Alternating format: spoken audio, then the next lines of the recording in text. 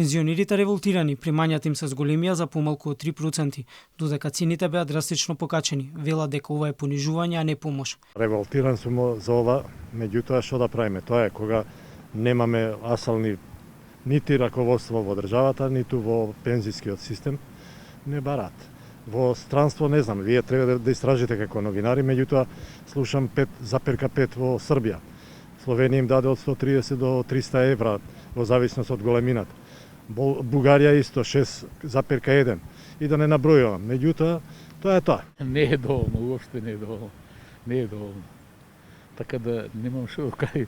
Лекови, еве сега сум дал 2000 за лекови, а уште не се купени сите лекови.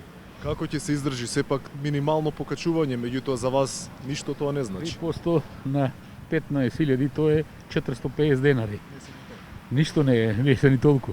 Тоа е малку. Веројатно не треба да биде тоа 3% на сите, туку некоја друга скала. Ја не знам како ќе се живее, многу е скап животот. Сметкиве за струја, сега исто така покачено ова све. Ја не знам стварно што ќе се прави. Треба малце повеќе да се поведе. Овие само си ги гледат интересите нивни за народот, не знам. Сдруженијата на пензионери веќе побараа промена во методологијата за усогласувањето на пензиите.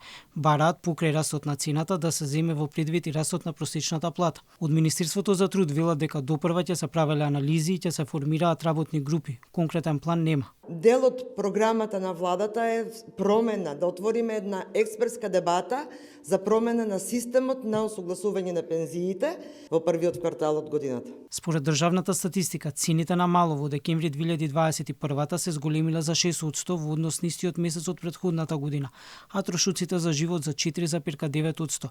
Најголем раст има кај транспортот за речиси 17%, а потоа кај храната и пијалуците за речиси 7% и кај угостителските услуги за речиси 6%.